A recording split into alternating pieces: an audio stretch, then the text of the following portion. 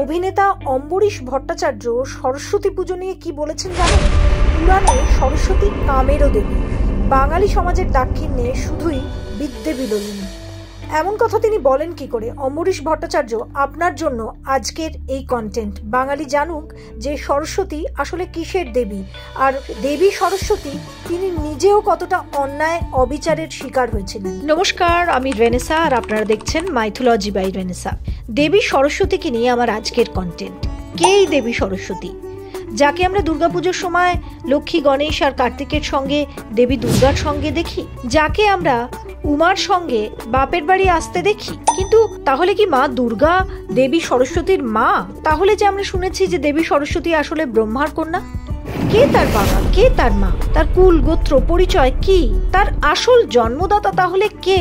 তিনি কি চিরকুমারী, নাকি তার বিয়ে হয়েছিল? যদি বিয়ে হয়ে থাকে তাহলে তার স্বামী কে? এই সমস্ত প্রশ্নেরই উত্তর পাবেন আজকের এই কন্টেন্টে। তিনি বাগদেবী। সৃষ্টিকর্তা ব্রহ্মার মুখ থেকে তার নাকি জন্ম হয়েছে। ব্রহ্মার মুখ নিঃসৃত প্রথম শব্দটিই হলো বাক।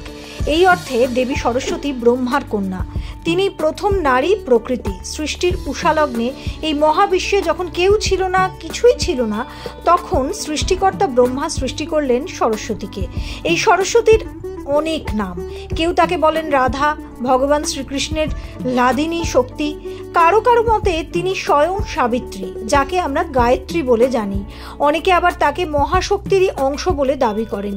সৃষ্টির আদিতে যখন বিশ্বে কেউ ছিলেন না, তখন ছিলেন কেবলই মহাশক্তি। এই মহাশক্তির তিন রূপ: মহাকালী, মহালক্ষ্মী এবং মহাসরস্বতী।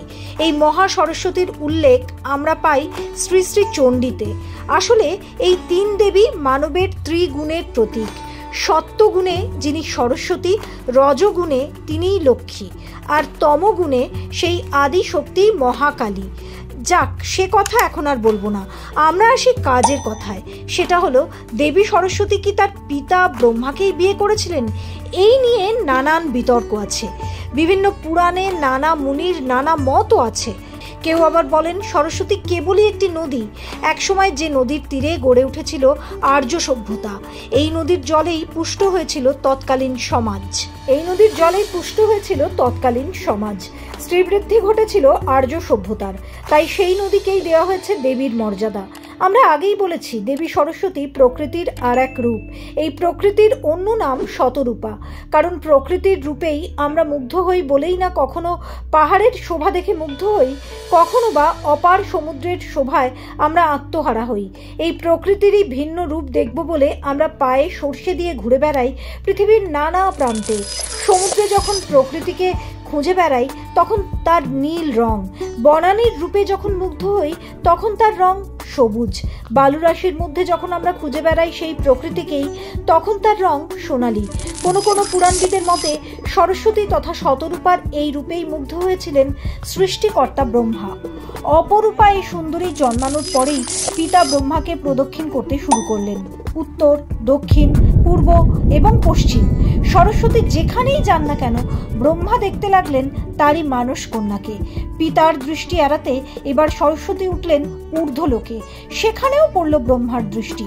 এই পঞ্চম মুখ দিয়েই ব্রহ্মা কামনা করে বসলেন নিজেরই সৃষ্ট কন্যাকে। পিতার এই কামাতুর চাহনি ভালো লাগেনি সরস্বতীর, তাই তিনি এড়িয়ে চলতে লাগলেন স্বয়ং সৃষ্টিকর্তাকে। কামনার নারীকে বক্ষলগ্ন করতে না পেরে অসন্তুষ্ট হলেন ব্রহ্মা। তার সম্ভোগ লালসা পূরণ না হওয়ায় তিনি অভিসম্পাত করতে শুরু করলেন কামনার দেবতা মদনকে। স্বয়ং সৃষ্টিকর্তা সকন্যার প্রতি কামাতুর দৃষ্টিতে দেখছেন জানতে পেরে ক্ষেপে গেলেন দেবাদিদেব মহাদেব। তিনি কেটে ফেললেন ব্রহ্মার পঞ্চম মুখটি। যে মুখের দৃষ্টি দিয়ে তিনি এতক্ষণ নিজের কন্যার প্রতি তাকাচ্ছিলেন কামনার দৃষ্টিতে, যে মুখ দিয়ে তিনি সরস্বতীর উদ্দেশ্যে বলে চলেছিলেন একের পর এক কাম জাগানিয়া শব্দবন্ধ, সেই মুখ ধর থেকে ছিন্ন হওয়ায় ব্রহ্মা পরিচিত হলেন চতুরানন রূপে। কারণ একটি মুখ ছিন্ন হওয়ায় এখন আর তার আনন বা মুখের সংখ্যা দাঁড়ালো 4টি, 5টি নয়। তবে ব্রহ্মার হাত থেকে রেহাই পাননি সরস্বতী। শিব যখন ব্রহ্মার পঞ্চম মুণ্ডটি কেটে নেন, তার আগে পিতার লোলুপ দৃষ্টি থেকে বাঁচতে শতরূপা নানা পশুর ছদ্মবেশ ধারণ করেন। ব্রহ্মা তখন কামবাণে বিদ্ধ। তার বুকে তখন জ্বলছে কামনার আগুন। অতএব তিনিও বিভিন্ন পশুর রূপ ধারণ করে শেষমেশ একটি গুহায় আশ্রয় নেওয়া স্ত্রীর পশুর সঙ্গে মিলিত হন। আর এই স্ত্রী পশুটি আর কেউ নন, স্বয়ং সরস্বতী। এই অবৈধ যৌনাচার করার অপরাধে ব্রহ্মার পঞ্চম মুণ্ডটি কেটে নেন শিব। অভিশাপ দেন সকন্যাকে সম্ভোগ করায় কেউ আর পুজো করবেন না সৃষ্টিকর্তার। কোন পুরাণবিদের মতে সৃষ্টির সেই উষা লগ্নে প্রজা অর্থাৎ সন্তান সৃষ্টির জন্য পুরুষ ব্রহ্মার প্রয়োজন ছিল, এক প্রকৃতির, যে প্রকৃতির গর্ভে বপন করা হবে সৃষ্টির বীজ, যার থেকে পৃথিবী ভরে উঠবে জীবকুলে। সেই জন্যই সকন্যা গমন করেছিলেন স্বয়ং সৃষ্টিকর্তা। তারপরেই পৃথিবীতে হয় প্রাণের সঞ্চার। কোন পুরাণবিদের মতে সৃষ্টির সেই উষা লগ্নে প্রজা অর্থাৎ সন্তান সৃষ্টির জন্য পুরুষ ব্রহ্মার প্রয়োজন ছিল, এক প্রকৃতির, যে প্রকৃতির গর্ভে বপন করা হবে সৃষ্টির বীজ, যার থেকে পৃথিবী ভরে উঠবে জীবকুলে। সেজন্যই সকন্যা গমন করেছিলেন স্বয়ং সৃষ্টিকর্তা। আর তারপরেই পৃথিবীতে হয় প্রাণের সঞ্চার। এই সমস্ত রূপকের আড়ালে লুকিয়ে আছে এক নির্মম সত্য। সেটি হলো সৃষ্টির আদিতেও হয়েছিল পুরুষ ও প্রকৃতির মিলন।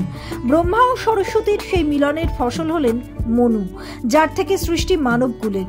সৃষ্টির সেই আদি লগ্নে কেউ কারো পিতা নন, কেউ কারো কন্যাও নন, ছিলেন শুধুই একটি নারী ও একটি পুরুষ। সেই নারী পুরুষের মিলনেই শুরু মানব সভ্যতার। ব্রহ্মা সরস্বতীর কন্যা নাকি স্ত্রী, সেই বিতর্কে না গিয়েই আমরা বলতে পারি সরস্বতী শুদ্ধা।